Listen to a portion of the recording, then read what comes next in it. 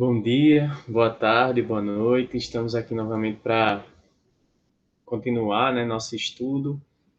Agora estamos no capítulo 4 do livro Significado do Casamento, de Timothy Keller com Kate Keller. Significado do Casamento.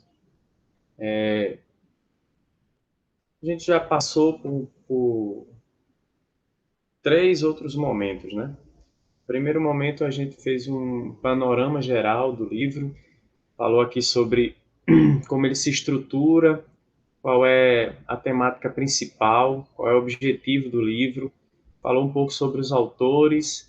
Enfim, quem tiver interessado de ver essa visão geral do livro, é o primeiro vídeo da gente, explicando um pouco sobre a vida desses autores e o porquê da publicação desse livro e em que sentido eu escolhi este livro em específico para conversar com vocês no YouTube, para falar um pouco sobre ele. No segundo encontro, a gente falou sobre o capítulo 2 e 3. Falou sobre o capítulo 1 e 2. O segredo do casamento e o poder para o casamento.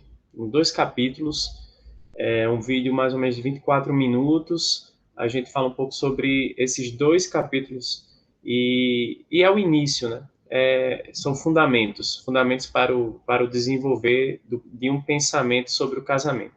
Então, de uma maneira geral, os dois primeiros capítulos falam muito sobre o significado do casamento biblicamente. Então, ele está contornando o título do livro, está começando a desenvolver uma base, um fundamento para esse título, né? O significado do casamento. Então, fala bastante sobre as primeiras referências voltadas ao casamento, o que é o casamento a partir da Bíblia e como é que se dá a relação entre o casamento e o evangelho, né? Ou seja, o amor de Deus que nos deu o seu filho Jesus, o único filho, para morrer na cruz para nos salvar. E Paulo faz essa analogia entre o marido e a esposa, a igreja e Jesus Cristo. E ele vai desenvolver muito bem nesse capítulo 1 essa analogia, essa relação que existe. O poder para o casamento é o capítulo 2. Nosso terceiro vídeo falando sobre o capítulo 3, a essência do casamento, é um capítulo referente ao amor, é a nossa visão sobre o amor e de como esse amor deve permear, deve cobrir, deve se relacionar com as nossas palavras, com os nossos atos e como ele deve viver e ser presente no relacionamento conjugal. Lembrando que esse amor ele é um espelho do amor de Deus por nós e do amor de Jesus por sua igreja. Então, dessa forma que o apóstolo Paulo vai desenvolver a ideia de amor e que o livro também vai abordar. E agora vamos para o capítulo 4, a missão do casamento. A missão do casamento, o objetivo do casamento. A missão. Então já dá uma ideia de que existe um conjunto de ações organizadas, sistematizadas para o casamento em específico, um conjunto de ações que vão se tornar ações benéficas para o casamento. Qual é a finalidade desse casamento quando se pensa na relação entre os dois, né? Entre o casal. Então vamos dar uma olhada hoje no capítulo 4. E estamos caminhando a contente. Primeiro vamos fazer uma oração e aí entramos no capítulo 4, tá? Senhor Deus, estamos aqui presentes para te agradecer mais uma vez pela oportunidade de falarmos um pouco sobre este livro maravilhoso que pode servir como um apoio a algumas famílias, algumas pessoas que buscam um fundamento, uma base bíblica ou um esteio também para se ancorar e para sentir-se mais seguro e mais confiante no relacionamento com o seu cônjuge. E pedimos que o Senhor possa clarear a nossa mente e nos ajudar nessa exposição de hoje. Sabemos que não é nada incrivelmente elaborado nem complexo aquilo que o Senhor pretende para a nossa vida, mas é acima de tudo que possamos refletir o Evangelho em todas as áreas da nossa vida e uma delas é o casamento. Então, te pedimos pela, pela capacidade de expor e já agradecidos pela oportunidade. Em nome de Jesus, amém. Vamos aqui apresentar alguns slides como uma espécie de fichamento para tentarmos ser breve e objetivo e não escaparmos tanto com outros assuntos. Já é uma tendência minha, né? Enfim, o capítulo 4 ele fala sobre a missão do casamento ou uma abordagem sobre a amizade. O título do capítulo 4 é A Missão do Casamento. Esse título opcional aí já faz parte do nosso estudo, ou uma abordagem sobre a amizade. E a passagem que ele vai se ancorar, que é a nossa passagem do livro inteiro, se encontra em Efésios 5, 25 a 27. Né?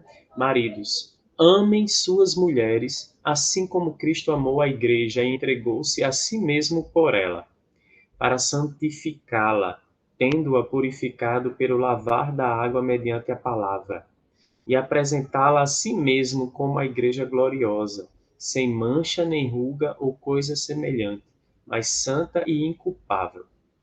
O marido precisa se entregar por sua esposa, como Cristo se entregou por sua igreja. Mas é mais do que isso, existe um objetivo, existe uma missão que é entregue: santificá-la, certo? Mediante a palavra. Apresentá-la como uma igreja gloriosa, sem mancha, nem ruga ou coisa semelhante. Mas olha que interessante. Vamos caminhar juntos, um olhando para o outro na intenção de melhorarmos diante de Deus, de nos santificarmos. Então, existe um incentivo mútuo ao estudo da palavra e a uma vida irrepreensível. Isso já mostra que a amizade no casamento é fundamental. E a nossa ideia é essa. Você tem priorizado, você tem priorizado a sua amizade com seu cônjuge como algo muito importante para o relacionamento, você tem priorizado o seu cônjuge em relação às demais coisas da sua vida. Então, a palavra de Deus olha para o cônjuge nessa relação entre marido e esposa como algo sagrado. Ele faz uma referência, e o apóstolo Paulo faz uma referência sobre Cristo e sua igreja. Então, ele se entrega pela igreja, ele santifica, ele purifica, ele apresenta a igreja sem mancha nem ruga.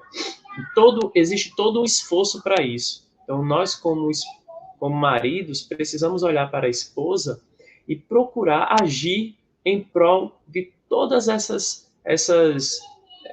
esses vetores, né? Essas transformações. Então, olha só, você tem priorizado na sua relação conjugal a sua amizade com a sua esposa? A amizade de vocês tem sido fortalecida ao longo dos anos? Tem sido enfraquecida? Então, preste bem atenção. A Bíblia nos coloca nessa situação nos coloca posto para essa missão. Precisamos fortalecer a nossa amizade na relação conjugal.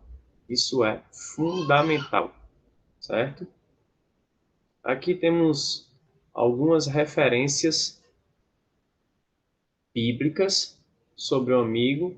O livro de Provérbios está cheio de referências. A Bíblia, a toda hora, nos mostra referências sobre a amizade. Eu separei algumas, né? Provérbios 17, 17. O amigo ama todo o tempo, e para a angústia nasce o irmão.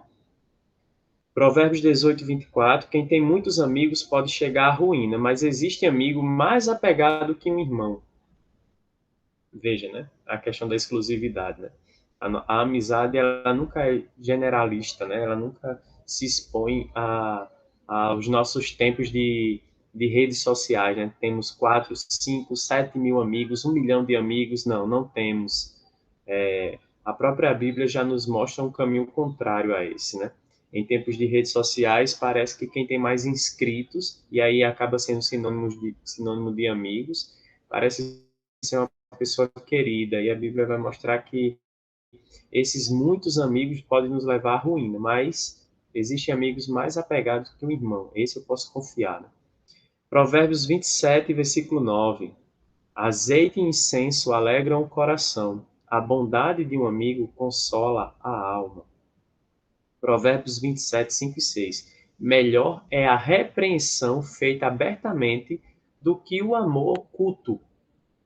Quem fere por amor mostra lealdade, mas o inimigo multiplica beijos. Me fez lembrar do poema de Augusto dos Anjos, né? Ele vai falar: Vês, ninguém assistiu ao formidável enterro de tua última quimera, somente a ingratidão esta pantera foi tua companheira inseparável. Acostuma-te à lama que te espera. O homem que nesta terra miserável mora entre feras, sente inevitável necessidade de também ser fera. Toma o fósforo, acende o teu cigarro. Beijo, amigo, é a véspera do escarro, e a mão que afaga é a mesma que apedreja. E se alguém ainda causa pena à tua chaga, apedreja essa mão vil que te afaga e escarra nessa boca que te beija. Essa visão social do poeta mostra uma sociedade permeada e construída pela hipocrisia. Eu não posso confiar na pessoa que mais chega perto de mim, que mais me abraça. E aí ele faz uma intertextualidade com a passagem no Getsemane, né, em que Judas beija Jesus. Um apóstolo chega lá, um dos discípulos de Jesus chega e beija Jesus. E esse beijo é a véspera de todo o acontecimento, né, da tortura, dos escarros no rosto de Jesus, da Via Crucis. Então veja como a nossa sociedade ela vai se construindo a partir da hipocrisia. Então, em quem confiar? Eu preciso de uma amizade verdadeira.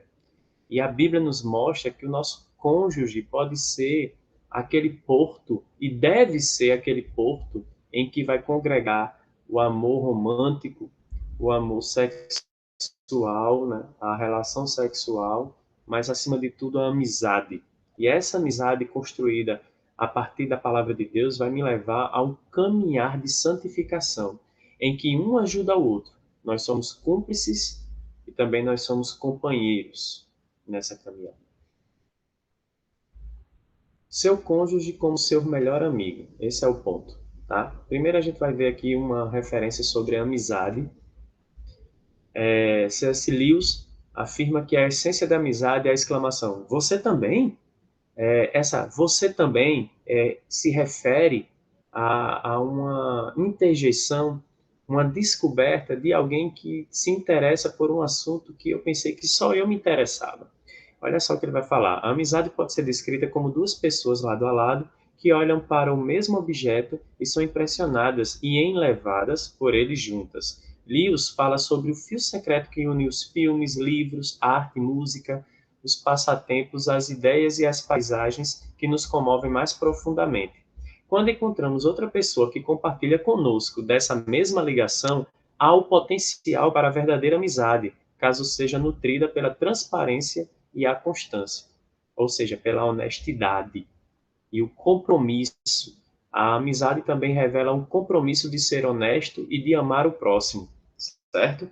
E olha que coisa interessante, né? Lewis fala, a amizade ela vai se construindo a partir dessa descoberta. Existe outra pessoa que também gosta desse tipo de objeto, né? Esse objeto, no caso, pode ser tudo que foi falado agora, né? Filmes, livros, arte, música. A gente encontra um lugar em que eu e mais outra pessoa, e não todos, compartilham por esse gosto, por esse amor a alguma coisa. E aí a amizade começa. Isso é uma amizade mais simples, uma amizade entre pessoas, certo? É daí uma descoberta. Então, é sempre interessante pensar nessa questão é, das preferências, de aprender a fazer, a construir gostos juntos. Então, o que é que o casal gosta de fazer? O que é que o casal construiu junto que gosta de desfrutar? Então, é cinema, é sair, é ir para um restaurante, é caminhar, é ir para, sei lá, academia de musculação juntos, ficar deitado para assistir série, brincar com os filhos, o que é que eles gostam de fazer juntos também. Porque esse gosto por uma coisa em específico faz construir a amizade também e fortalecê-la, no final das contas. Mas a amizade cristã, ela se fundamenta a partir do quê? A amizade cristã. A amizade entre duas pessoas que estão olhando para o mesmo horizonte, a vinda de Cristo. Então, olha só, todos os cristãos experimentam a graça de Deus no Evangelho de Jesus. Todos nós tivemos nossa identidade transformada em seu âmago, de modo que agora o chamado e o amor de Deus são mais fundamentais para quem nós somos do que qualquer outra coisa. O chamado e o amor de Deus, tá? E também ansiamos pelo mesmo futuro, peregrinações em direção e ao mesmo horizonte, aquilo que a Bíblia chama de nova criação. O que isso significa? Significa que dois cristãos que não tenham nada em comum além da fé em Cristo podem ter uma amizade forte e saudável, ajudando um ao outro em sua jornada rumo à nova criação e ministrando juntos ao mundo. Olha que final perfeito para que tenhamos aqui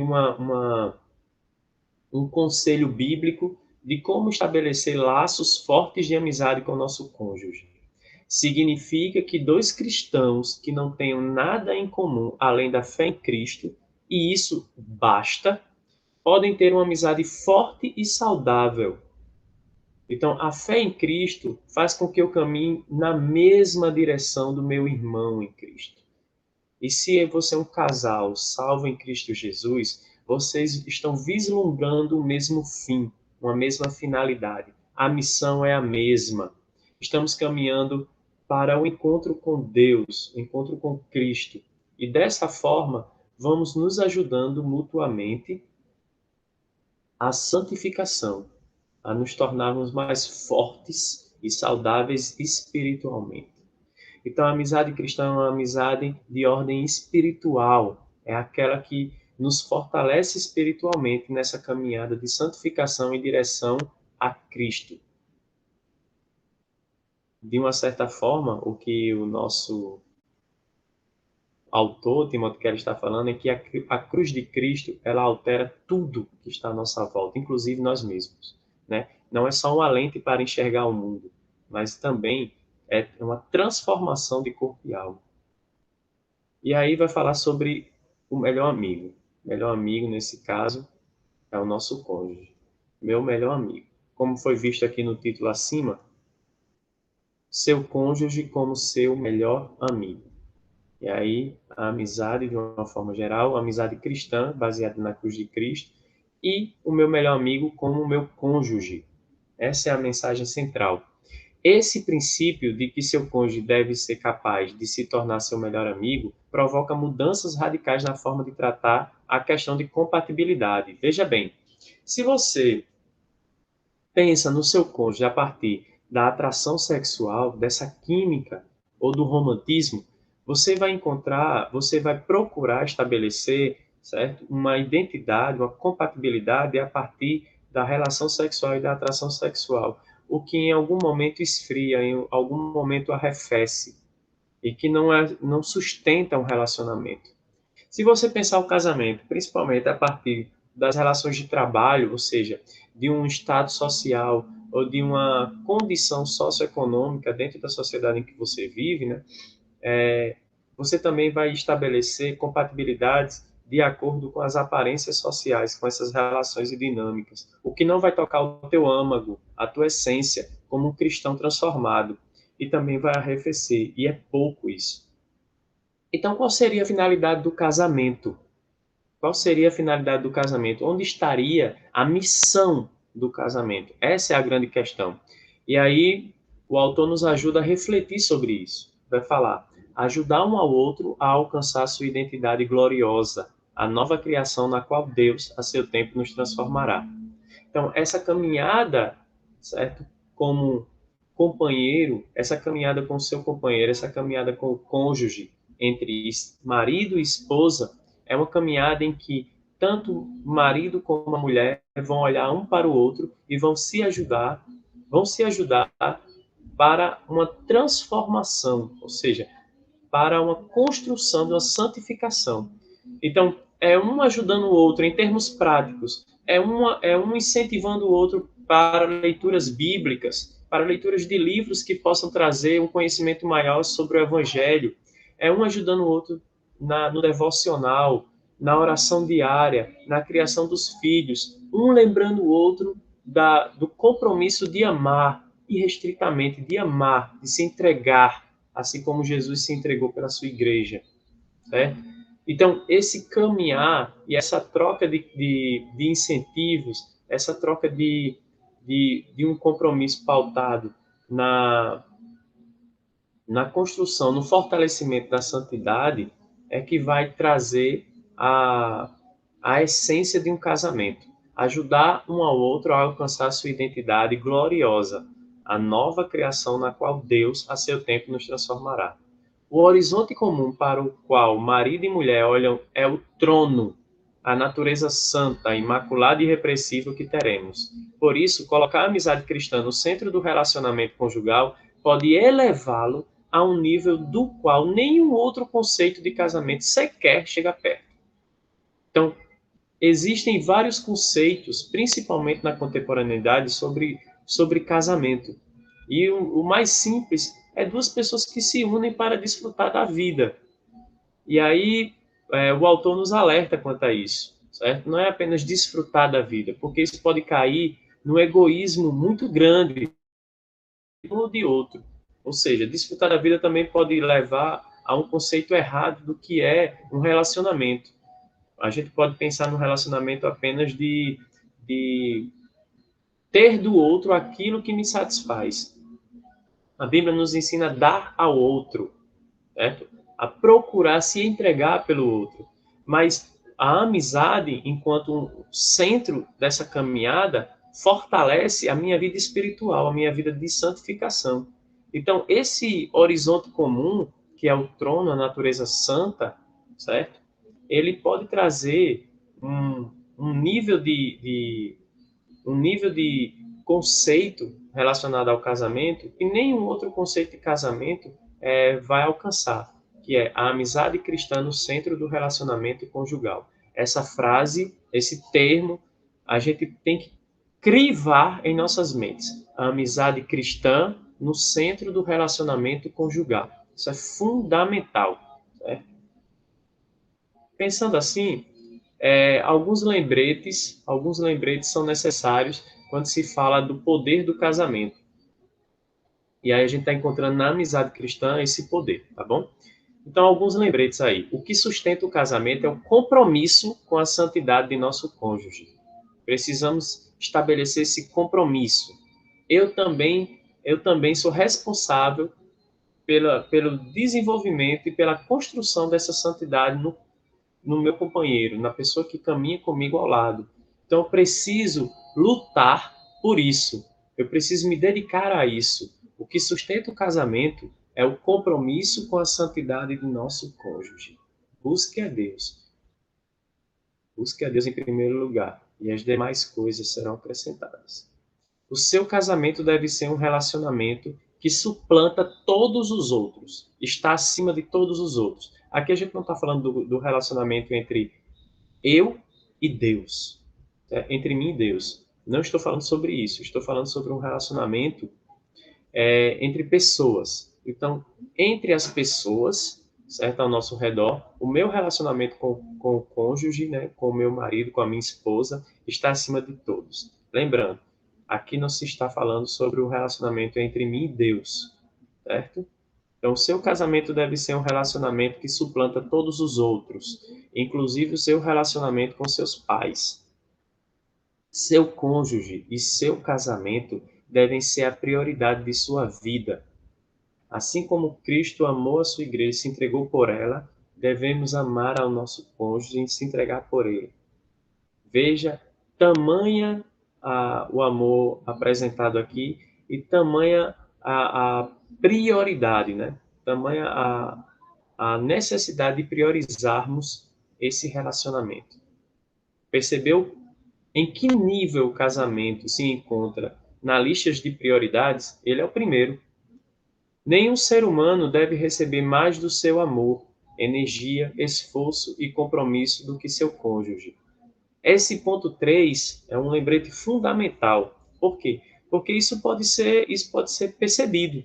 Basta você perguntar para o seu cônjuge. Na maioria das vezes, quando o seu cônjuge não percebe que ele está em primeiro lugar, ele é prioridade nesse relacionamento, é porque ele não está sendo mesmo. Na maioria das vezes é perceptível, porque a gente está entendendo aqui amor como um ato, certo? Como uma entrega, como serviço. Então, preciso servir o outro. Nesse sentido, se o outro, o cônjuge, não está percebendo que você está depositando amor, energia, esforço e compromisso, é porque possivelmente você realmente não está, tá bom? Então, é um lembrete fundamental. E por último, um casamento forte entre os pais proporciona aos filhos a sensação de que o mundo é um lugar seguro e de que o amor é possível. Então, autoestima, confiança, certo?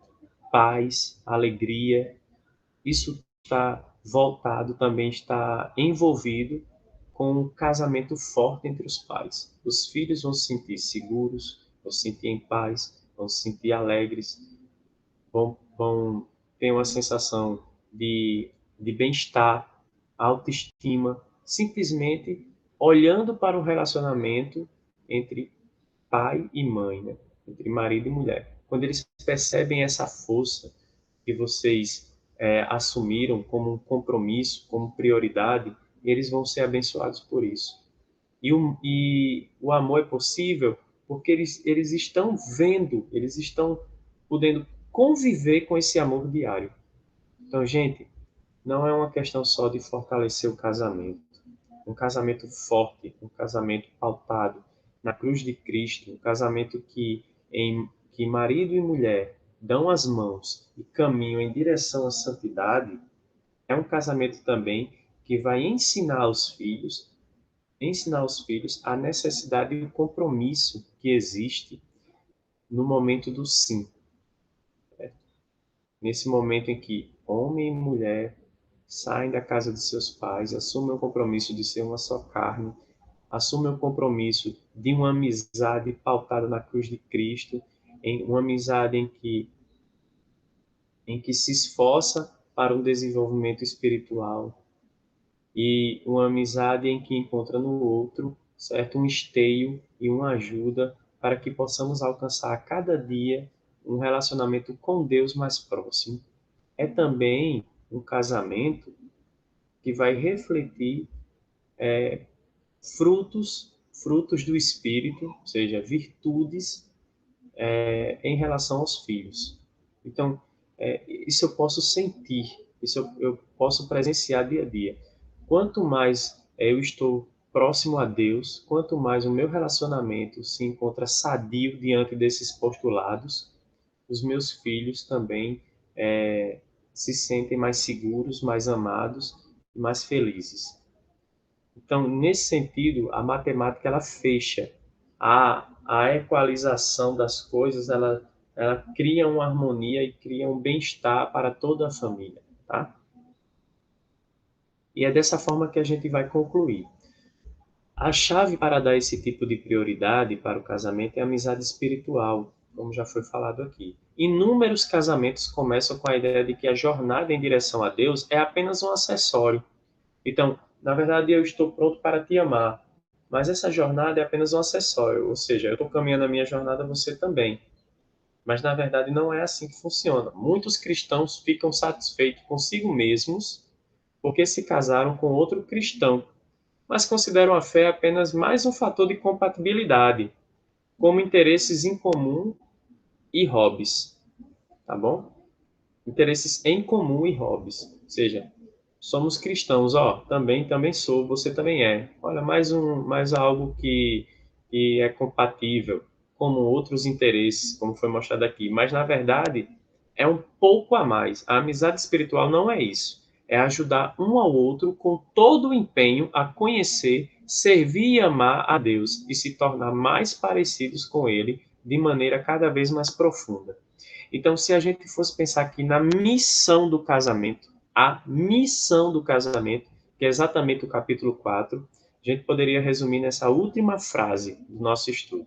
É ajudar um ao outro com todo o empenho a conhecer, servir e amar a Deus e se tornar mais parecidos com Ele de maneira cada vez mais profunda. Então, esse é o centro, essa é a missão do casamento e é dessa forma que vamos nos comportar nessa caminhada conjugal, tentando ajudar um ao outro a conhecer, servir e amar a Deus cada vez mais. Isso vai alterar completamente todas as áreas de nossa vida e todas as áreas do nosso casamento, tá bom? Então, espero que esse estudo tenha sido proveitoso e na próxima semana vamos ver o capítulo 5, tá bom? Deixa eu aqui voltar para a nossa gravação. Então é isso. Vamos se despedir com a oração rapidamente.